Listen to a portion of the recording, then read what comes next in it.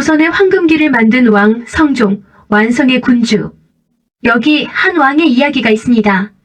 전쟁으로 나라를 세운 왕도 아니고 반란을 진압해 권좌를 탈환한 왕도 아닙니다. 그는 단지 나라를 완성한 왕이었습니다. 조선 건국 후 약 80년. 피와 칼로 쓰여진 개국의 역사가 어느 정도 자리를 잡을 무렵 조선은 비로소 하나의 질문 앞에 서게 됩니다. 이제 어떻게 살 것인가? 법을 어떻게 정할 것인가? 백성을 어떻게 다스릴 것인가? 왕은 어떻게 군림할 것인가? 그 질문에 가장 치열하게 답한 군주. 조선의 9번째 왕 성종. 오늘 그의 이야기를 시작합니다. 1장 뜻밖의 왕이. 1457년 조선 제8대 왕 예종의 동생인 의경세자의 둘째 아들로 한 아이가 태어납니다. 이 아이의 이름은 이혈. 그는 왕세자도 아니었고 왕위 계승 1순위도 아니었습니다. 형이 있었고 삼촌인 예종이 왕위를 이어받았습니다. 이혈은 그저 왕실의 한 왕손이었을 뿐이죠. 하지만 역사는 예상치 못한 방향으로 흐릅니다. 1469년 예종이 재위 14개월 만에 갑자기 세상을 떠납니다. 예종의 아들은 어렸고 건강도 좋지 않았습니다.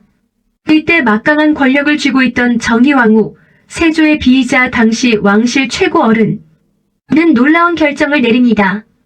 예종의 직계 아들 대신 13살 소년 이혈을 왕으로 세운 것입니다. 뭐였을까요?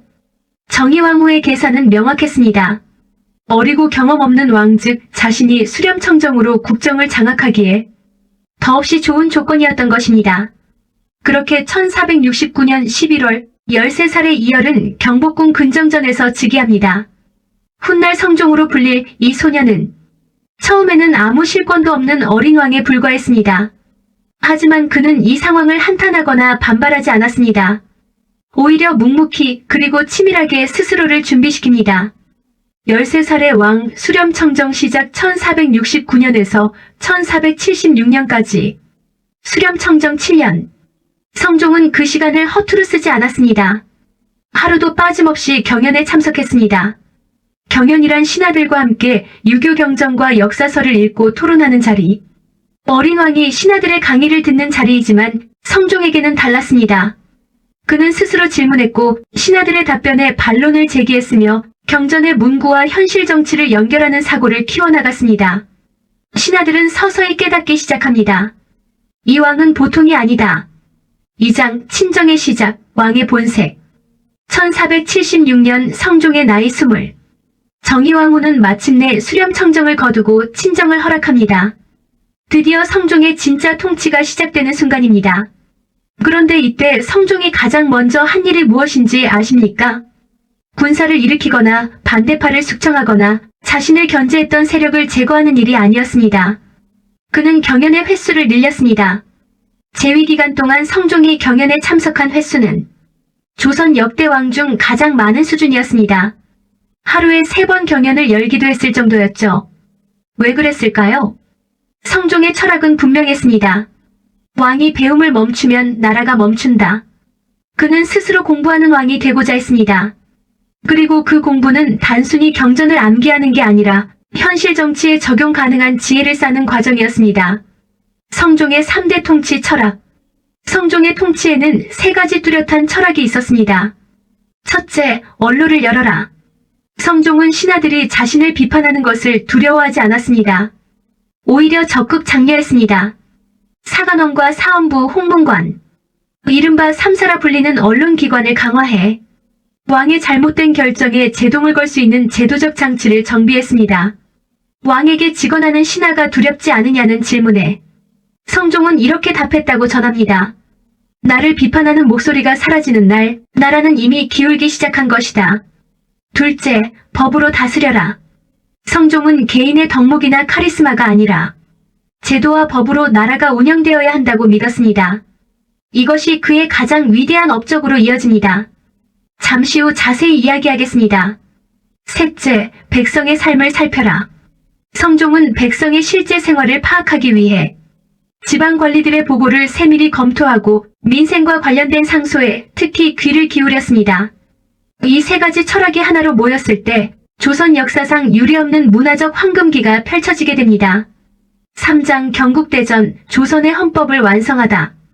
자, 이제 성종의 업적 중 가장 빛나는 한 가지를 이야기할 시간입니다. 경국대전. 이 이름 한 번쯤 들어보셨을 겁니다. 경국대전이란 무엇일까요?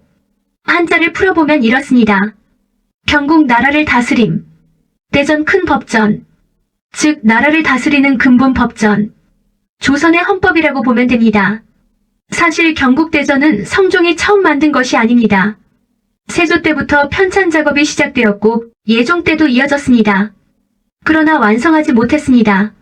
성종은 이 미완의 과제를 이어받아 제위 초반부터 편찬에 직접 관여하며 마침내 1485년 경국대전을 반포합니다. 경국대전 반포 1485년 성종 16년. 경국대전은 총 6권으로 구성되어 있습니다. 이전 관리 임용과 행정체계, 호전 토지와 재정, 세금제도, 예전 의례와 교육, 외교 규범, 병전 군사제도와 국방, 형전 형벌과 사법 절차, 공정 건설과 산업 관련 규정, 이 6분야로 나라의 모든 운영 원리를 체계화했습니다. 경국대전이 얼마나 대단한 성취였는지 실감하시려면 이런 상상을 해보세요. 건국 이후 80년 가까이 조선은 관례와 임기응변으로 나라를 운영했습니다. 왕이 바뀌면 법이 바뀌고 강한 신하가 나타나면 제도가 흔들렸습니다. 하지만 경국대전 반포 이후 조선은 달라집니다. 왕이 바뀌어도 법은 남고 신하가 교체되어도 제도는 지속됩니다.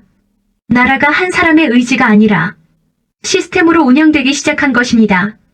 경국대전은 이후 400년 넘게 조선 통치의 근간으로 작동합니다.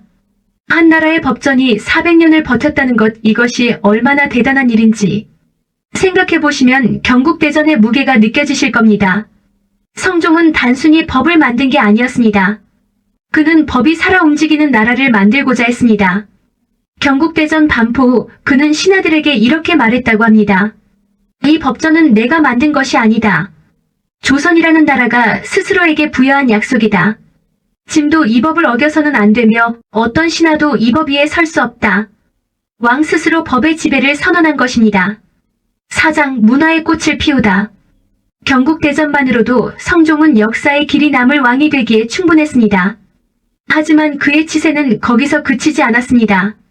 성종의 시대는 조선 문화의 르네상스라 불릴 만큼 학문과 예술 분야에서 눈부신 성취를 이뤄냈습니다. 성종의 문화정책 3대 방향. 홍문관 강화. 성종은 홍문관을 조선 최고의 학술기관으로 육성합니다. 홍문관은 단순히 왕의 자문기구가 아니었습니다. 조선 최고의 학자들이 모여 연구하고 왕에게 직언하며 국가 정책의 이론적 근거를 제공하는 곳이었습니다. 성종은 홍문관 학자들을 아끼고 우대했으며 자신도 그들과 깊이 토론했습니다. 이 시기 홍문관에는 후일 조선 성리학의 거목이 되는 김종직 같은 인물들이 활약했고 그의 제자들 김갱필, 정여창, 남효원 등 이른바 살인파의 뿌리가 이때 형성됩니다. 살인파는 이후 조선 지성사를 이끌어갈 주역들입니다. 성종은 이들이 뿌리를 내릴 수 있는 토양을 만들어준 셈이었습니다. 서적 편찬 사업. 성종 재위 기간 동안 조선에서는 엄청난 양의 서적이 편찬됩니다. 대표적인 것들을 꼽아보면 동국여지 승남, 조선 전국의 지리, 역사, 문화, 물산을 집대성한 일종의 국가백과사전, 악학계범, 조선 음악의 이론과 악기, 무용, 의례를 체계적으로 정리한 음악대전, 동문선 삼국시대부터 조선까지의 뛰어난 문장들을 선별한 문학선집. 이 서적들은 단순한 책이 아닙니다. 조선이라는 나라가 스스로를 기록하고 정의한 문헌들입니다. 우리는 어떤 땅에 살고 있는가? 우리는 어떤 음악을 연주하는가? 우리는 어떤 글을 쓰는가? 이 질문에 답하는 과정이 바로 문화의 완성이며 성종은 그 완성을 주도했습니다. 불교 억제 유교 문화 정착. 성종은 조선이 명실상부한 유교 국가로 자리 잡는 데 결정적인 역할을 합니다. 태조 이성계가 건국 이념으로 유교를 내세웠지만 실제 생활 문화에서 불교는 여전히 강력한 영향력을 유지하고 있었습니다. 성종은 도첩제를 강화하고 사찰의 신설을 제한하는 등의 정책을 통해 유교 중심의 사회 질서를 더욱 공고히 했습니다. 관원상제, 관례, 혼례, 상례, 제례. 이 네 가지 의례를 유교식으로 통일하여 백성들의 일상 속에 유교 문화를 뿌리내리게 했습니다. 오늘날 우리가 떠올리는 조선의 생활 문화는 상당 부분 성종 때 형태가 잡혔다고 해도 과언이 아닙니다. 5장 빛과 그림자, 폐비윤씨 사건. 하지만 성종의 치세에 빛만 있었던 것은 아닙니다. 역사의 어두운 장 하나를 이야기해야 할 시간입니다. 폐비윤씨 사건. 성종에게는 3명의 왕비가 있었습니다. 첫 번째 왕비는 일찍 세상을 떠났고 두 번째 왕비로 맞아들인 이가 윤씨입니다. 윤씨는 왕자를 낳아 세자의 어머니가 되었습니다. 그 왕자가 훗날 연산군이 됩니다. 그러나 성종과 윤씨의 관계는 점점 악화됩니다. 윤씨는 강한 성격의 여인이었고 궁중의 복잡한 권력관계 속에서 여러 차례 갈등을 빚었습니다. 결정적으로 윤씨가 성종의 얼굴에 손톱 자국을 냈다는 기록이 남아있습니다. 이 사건은 돌이킬 수 없는 결과로 이어집니다. 폐비 1479년, 사사 1482년. 1479년 성종은 윤씨를 왕비 자리에서 폐위시킵니다. 그리고 3년 뒤인 1482년 성종은 윤씨에게 사약을 내립니다. 왕비였던 여인이 독약을 받아 죽는 비극. 성종은 이 결정을 내린 뒤 세자인 연산군에게 어머니의 죽음을 알리지 말라고 명합니다. 그 비밀은 성종이 살아있는 동안 지켜졌습니다. 하지만 비밀은 영원히 묻히지 않았습니다. 성종이 세상을 떠난 뒤 연산군은 어머니의 진실을 알게 되고 그 충격과 분노는 조선 역사상 가장 잔혹한 사화 중 하나인 갑자사화 1504년도 폭발합니다. 성종의 그늘은 이처럼 깊었습니다. 현명한 왕도 잘못된 선택을 합니다. 그리고 그 선택의 대가는 종종 다음 세대가 치르게 됩니다. 역사는 왕의 업적만으로 평가되지 않습니다. 그의 선택이 만들어낸 결과 전체로 평가됩니다. 성종을 기억할 때 우리는 이 어두운 장도 함께 기억해야 합니다. 6장 성종의 마지막과 유산. 1494년 12월 성종은 38세의 나이로 세상을 떠납니다. 재위기간은 25년. 13살의 왕좌에 올라 38배 눈을 감았습니다. 짧다면 짧은 생이었지만 그가 남긴 것은 결코 짧지 않았습니다. 성종이 남긴 것들을 정리해봅시다. 하나, 경국대전. 조선을 시스템으로 운영되는 나라로 만들었습니다. 이 법전은 조선이 멸망할 때까지 400년 이상 살아남았습니다. 둘, 3사의 강화. 왕의 권력을 견제하는 언론기관을 제도화했습니다. 성종 이후 조선은 신하들이 왕에게 직언할 수 있는 구조를 갖추게 됩니다. 셋, 살인파의 성장. 성종은 살인파학자들을 등용하고 육성했습니다. 이들은 훗날 조선 성리학의 전성기를 열게 됩니다.